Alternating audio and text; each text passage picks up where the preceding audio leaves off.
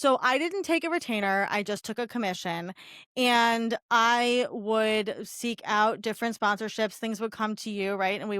And so then basically I would be looped in and I would get on the phone, I would talk to them, I would talk about what you're capable of doing and the photos, and it was a shit ton of work, but I loved it. Shit ton of But see, work. I loved it, but I ended up working for some people that were really not nice to me, and then I was like, "Oh, like, you don't get how much work Yeah, this that's is sort of for." what I was asking. Are Yeah, no, influencers there was awful to work with? Yes, some right? yes, some no, and some yes Okay. and some no, and there was some.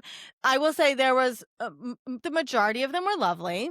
There were some of them that truly didn't understand how much work it was, and so I remember, and I was only, it was only me, right? So, like, I remember there was a girl I was working with who had a cooking blog and still around, and she was fine, and then there was always this, like, conversation, you'll understand, with influencer stuff with, is it going to be exclusive to the brand or is it not exclusive to the brand? And if it is, how much more are you going to charge? Blah, blah, blah.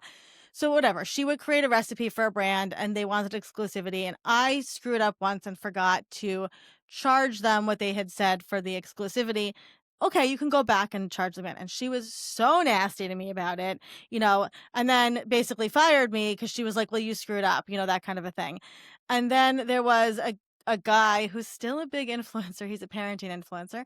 And it's so interesting. I'll tell you who he is off camera, but I know. he, I know who he yeah, is. he was really, really, he's still really famous and everybody loves him and they think he's really friendly and nice. And he was horrible to me.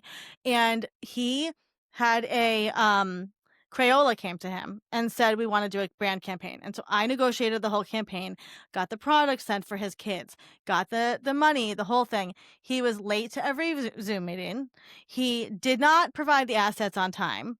And then called me and said, I don't know why I'm giving you commission for this. All of the sponsorship deals are coming in because of him, he said. And I'm just looping you in. Like, you're not really doing anything. And I was like, Who do you think is wow.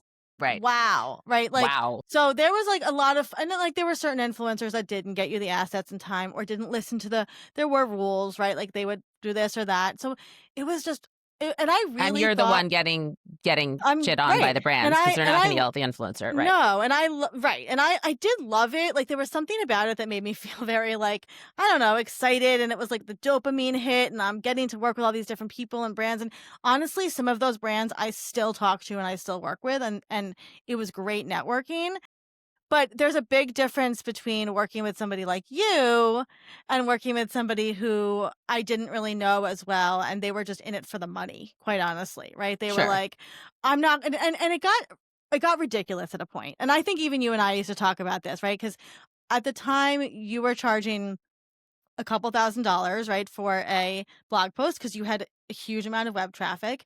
And that was the standard for me, right? So I went by that because that's what I knew. That was pretty, like, Right.